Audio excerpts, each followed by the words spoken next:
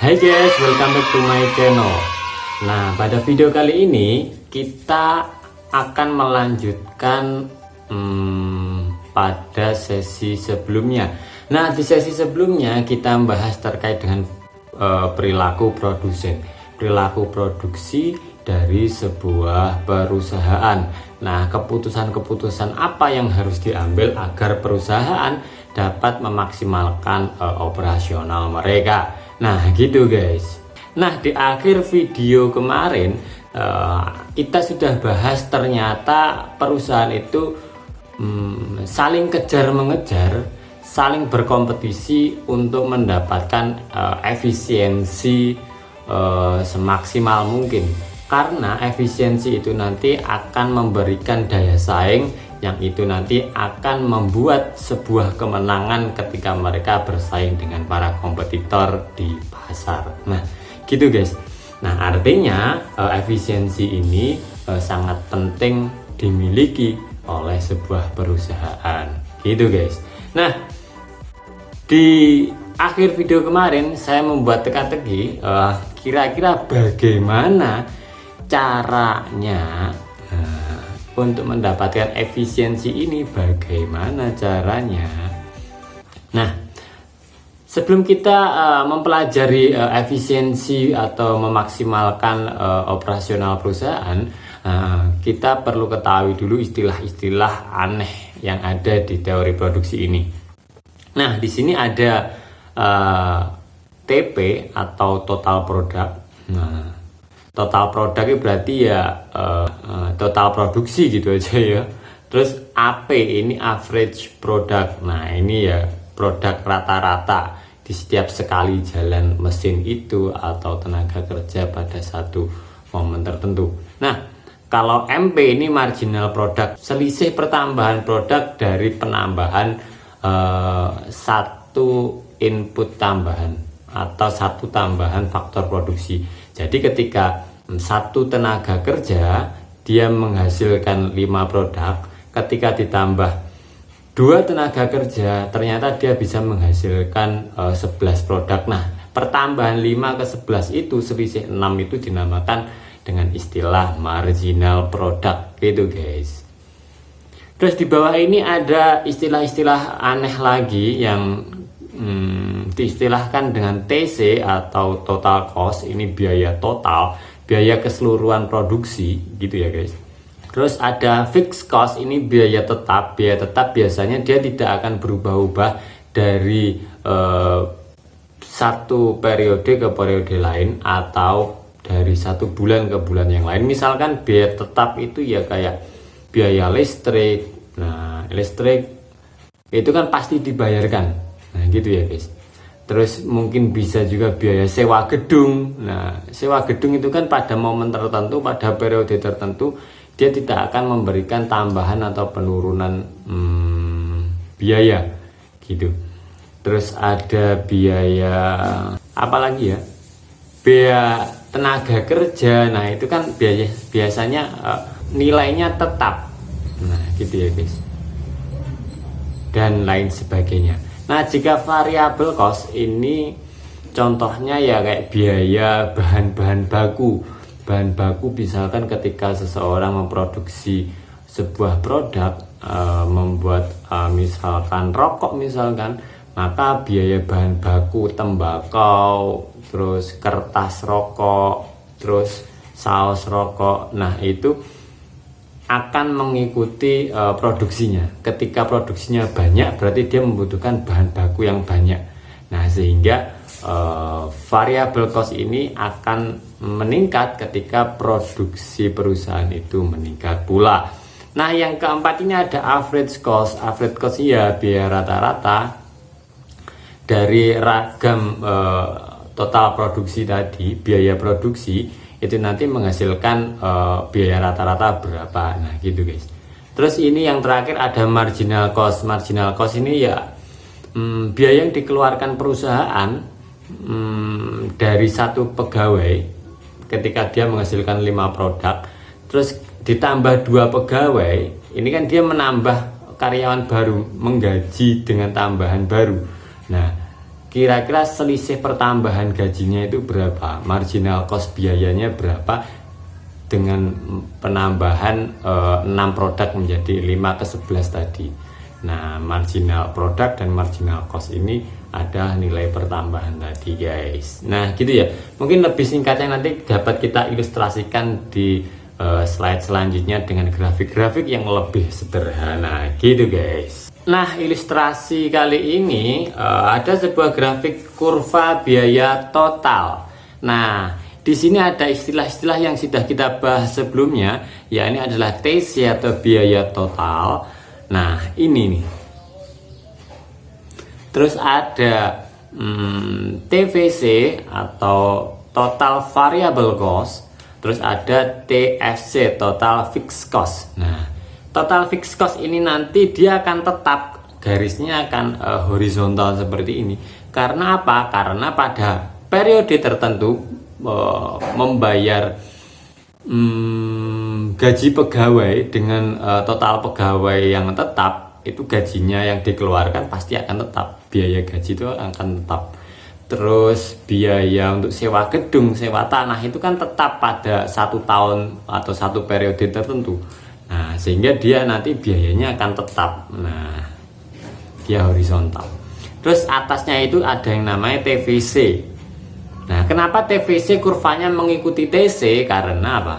Tadi, karena variabel cost atau bahan-bahan produksi itu banyak sedikitnya tergantung dengan produk yang akan dibuat perusahaan. Jika perusahaan menginginkan produk yang banyak, maka total variable cost-nya dia juga akan ngikut banyak pula. Gitu ya, guys. Itulah kenapa TVC selalu berada di bawah TC dan kurvanya selalu mengikuti TC. Gitu, guys. Nah, ilustrasi yang kedua ini agak membingungkan grafiknya. Nah, grafik ini menjelaskan ini ada kurva marginal produk. Nah, guys. Kita coba yang atas dulu, guys. Kita pelan-pelan. Yang atas ini sisi kiri adalah total output atau total produksi. Nah, terus sisi bawah ini ada kuantitas input atau faktor-faktor produksi seperti tenaga kerja, modal, terus lahan, dan lain sebagainya. Nah, ketika kuantitas input ini ditambah, tenaga kerja ini ditambah, nah, ini akan meningkatkan total output sehingga garisnya naik ke atas. Nah, terus kenapa kok dia menukik ke bawah, melengkung? Nah, alasannya misalkan saya buat ilustrasi, ketika ada sebuah petak tanah itu dikerjakan oleh 1 orang, maka tanah itu bisa menghasilkan 1 ton beras. Ketika dipekerjakan oleh 5 orang pekerja, menghasilkan 2 ton beras. Tetapi coba bayangkan ketika 1 petak tanah itu dikerjakan oleh 100 atau 200 orang, apakah itu efektif? Apakah dia akan menghasilkan 1000 ton beras? Nah, kemungkinan tidak, karena keterbatasan alat-alat produksi, keterbatasan lahan, dan lain sebagainya, itu membuat penambahan tenaga kerja itu menjadi tidak efektif. Dia bukannya tambah atau stagnan pada titik tertentu, tetapi dia malah akan turun. Nah, tenaga kerjanya malah rebutan alat untuk bekerja. Nah, kayak gitu ya, guys. Nah, sehingga kurvanya melengkung ke bawah. Nah, sisi itu. Terus kita coba tarik ke bawah. Ini ada kurva lain yang dia saling terhubung dengan kurva atasnya. Ini ada marginal produk. Nah, jadi ini pertambahan produksi. Nah, gitu ya, guys. Terus garis bawahnya tetap kuantitas input barang, banyaknya faktor produksi, misalkan tenaga kerja gitu ya. Ketika tenaga kerja ditambah dari 1 orang ke 2 orang menambah 1 ton beras, ketika ditambah satu orang, dua orang, ketiga orang menjadi 2 ton beras, tetapi ketika ditambah 5 orang, berapa nanti pertambahannya? Nah, nilai pertambahan itu nanti dinamakan marginal product. Nilai pertambahan 1 ton ke 2 ton ke 5 ton ke 7 ton. Nah, itu ya guys, itu marginal product. Nah, karena total output di kurva atasnya dia nanti akan menurun. Nah, nilai pertambahan ini juga terkadang selisihnya tidak sama guys. Ketika mempekerjakan 10 orang ke 11 orang, tambahan satu selisih atau 1 orang, mungkin karena ada spesialisasi di tenaga kerja itu menyebabkan peningkatannya sangat signifikan. Tetapi pada titik tertentu dia nanti akan turun guys. Nah, gitu ya guys.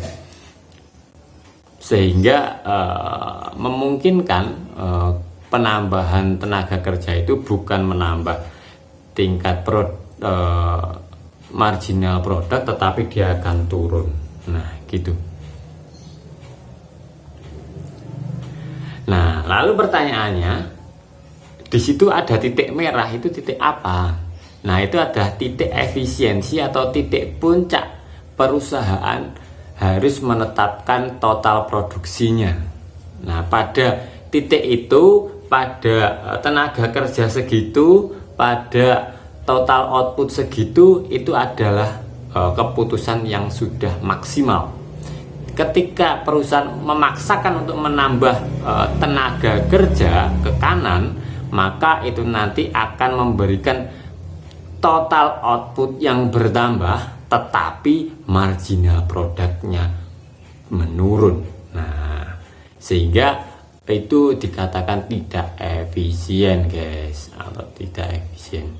Nah, ketika operasionalnya tidak efisien, maka perusahaan itu tidak memiliki daya saing. Nah, itulah kenapa perusahaan perlu mengefektif dan mengefisienkan proses produksi mereka. Nah, singkatnya gitu guys. Nah, gitu ya guys. Pada kurva yang atas, kira-kira kenapa alasannya kurva itu kok bisa melengkung kayak gitu guys. Nah, itu tadi guys, karena ada penurunan total produksi atau total output. Sama juga dengan yang bawah, kurva yang biru itu, kenapa kok dia melengkung ke bawah, dan jika diteruskan dia nanti sangat memungkinkan akan menjadi negatif atau berada terus di bawah garis. Nah, gitu guys. Nah, istilah ini dalam ekonomi dinamakan hukum the law diminishing of return. Nah, gitu guys. Jadi ada pertambahan faktor produksi, tetapi dia bukan malah menambah marginal product, tetapi dia malah menurunkan atau semakin membuat tidak efisien operasional perusahaan tersebut. Nah, terakhir ini ada sebuah teka-teki tambahan dari slide sebelumnya. Nah, ini ilustrasinya. Kira-kira pada labor itu tenaga kerja guys, ketika perusahaan ini menghasilkan sebuah barang, ingin menghasilkan sebuah output, dia membutuhkan berapa tenaga kerja? 1, dia menghasilkan 3, 2, dia menghasilkan 8 produk, yakni titik B. Di titik C 3 pegawai, dia menghasilkan 12, 4 pegawai, dia menghasilkan 14. Nah, kalau kita cermati, ternyata dari 3 ke 8 ke 12 ke 14 ada pertambahan output di sana. Nah, itu adalah marginal product. Nah, sekarang pertanyaannya, perusahaan harus mempekerjakan berapa orang agar operasional perusahaan maksimal? Ketika perusahaannya dapat maksimal, dia memiliki efisiensi operasional.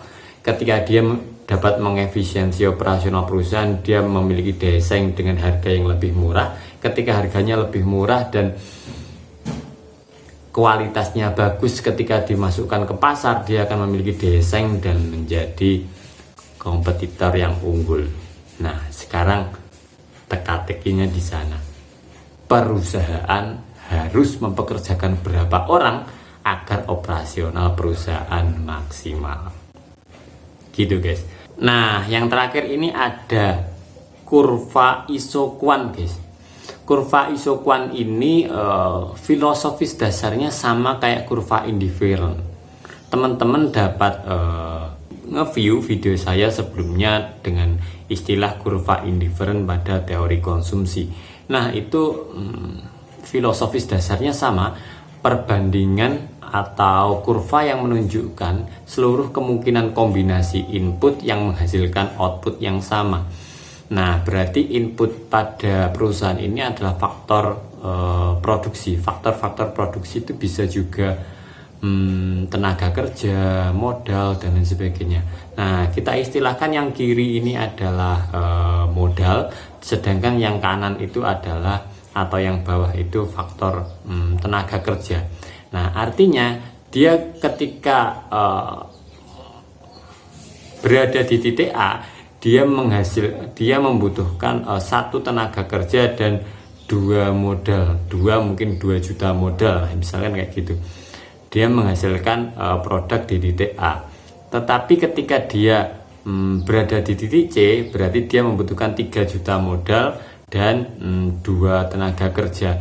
Nah, nanti akan ada garis merah yang itu nanti istilahnya adalah isoquant. Kalau di kurva konsumsi kemarin kita ngertinya kurva indifferent guys. Nah, gitu. Kalau garis kuning itu isokos atau garis anggaran, sama aja sebenarnya.